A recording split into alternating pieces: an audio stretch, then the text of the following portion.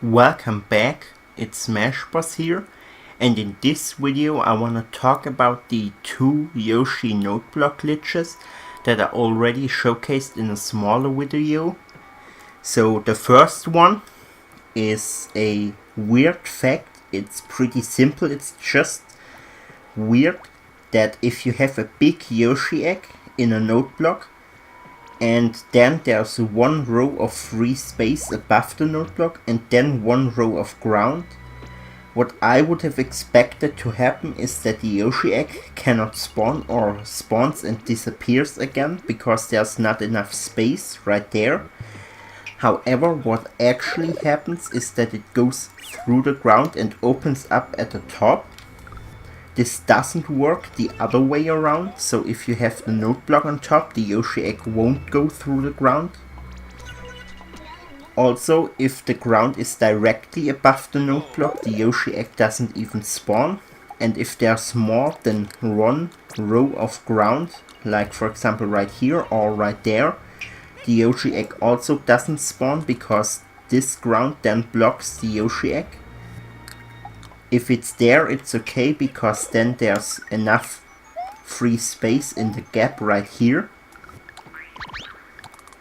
Also, I've tested it with enemies and power-ups as well, and it seems like it only works with big Yoshi eggs.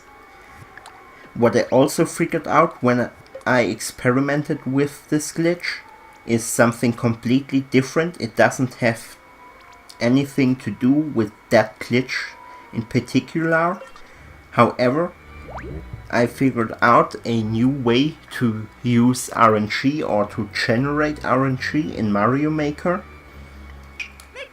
Since I figured out whenever you have these Yoshis spawning from a big egg, they immediately jump away, and whenever that happens, they can either jump high enough to hit these Noteblock, just like they did right here, or there's also a chance that the Yoshis jump low enough so they won't hit the Noteblock.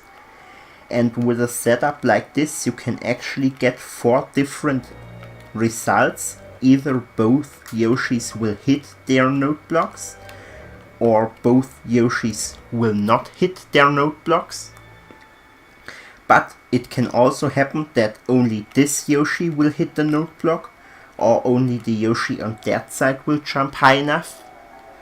So you can either get 2 munchers on top of here, or 1 muncher here, or 1 muncher there, or 0 munchers if both Yoshis jump too low. The good thing about this RNG setup is the fact that it doesn't use any of the 100 sprites that you have to use in the level, since they are all in blocks and enemies or power-ups in blocks don't count towards the 100 enemy or power-up limit that you normally have. But the bad thing about this setup is that you can only use it once. Since the Yoshi egg is in a Noteblock, you can only release it once. That means you cannot use it for a setup where you come to the setup multiple times, because the second time it just won't work anymore. And then the other thing is another glitch where you have a small Yoshi egg also in a Noteblock, and then it's trapped in a contraption like this. That means that normally there's no way to get Yoshi out of this trap. However, I figured out that with well-timed jumps you can actually get Yoshi out of this gap. So just like that, as you can see, Yoshi just clipped through the Noteblock and ended up down here.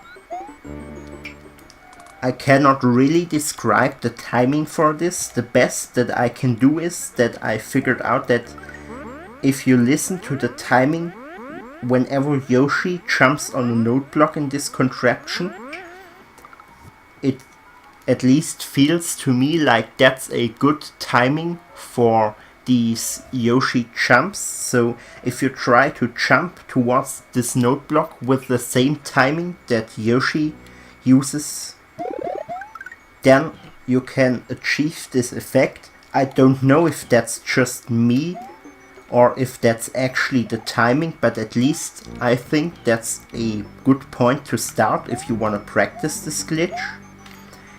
Also, the puzzle voting is finished, and puzzle 3, 4 and 5 will be submitted to the One Screen Anything Discord. The IDs of these levels will be in the description down below. And that's it for today, and I hope you enjoyed the video.